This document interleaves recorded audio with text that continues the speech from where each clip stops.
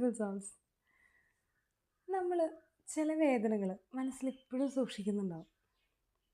നമ്മളെ വിട്ട് പിരിയാത്ത ചില വേദനകൾ എന്നും എന്നും എന്നും ഓർക്കും അല്ലേ? ചില മുഖങ്ങളായിരിക്കാം, ചില അവസ്ഥകളായിരിക്കാം, ചില അനുഭവങ്ങളായിരിക്കാം. പക്ഷേ ആ വേദന നിന്ന് പുറത്ത് കിടക്കണമെന്ന് തോന്നുമ്പോൾ എന്ത് ചെയ്യുമെന്ന് ഓർത്തിട്ടുണ്ടോ? എങ്ങനെ അതിനെ ഓവർകം ചെയ്യാമെന്ന് ചിന്തിച്ചിട്ടുണ്ടോ? ഓക്കെ, ഒരു എക്സാമ്പിൾ പറയാം.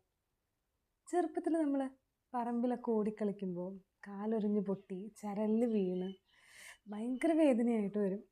വൈകിട്ട് കുളിക്കുമ്പോഴും അത് കഴിഞ്ഞുള്ള ദിവസങ്ങളിലൊക്കെ വേദന ഉണ്ടാവും. പക്ഷേ പോകെ പോകെ പോകെ എന്തുണ്ടാവും? അത് കുറഞ്ഞു തുടങ്ങും. എങ്ങാനും അബദ്ധത്തിൽ അതെവിടെയെങ്കിലും ഒന്ന് തട്ടിയാൽ തീർന്നു അല്ലേ?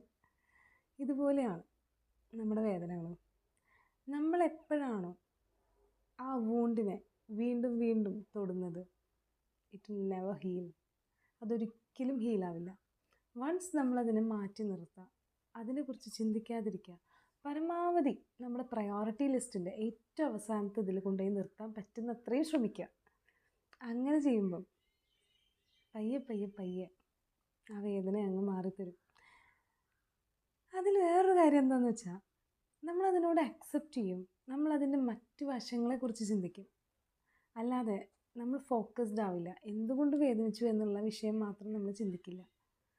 കുറച്ച് തള്ളി വെച്ച് നിൽക്കുമ്പോൾ എല്ലാ കാര്യം കുറച്ചും കൂടി തെളിവായിരിക്കും. Happy reflecting.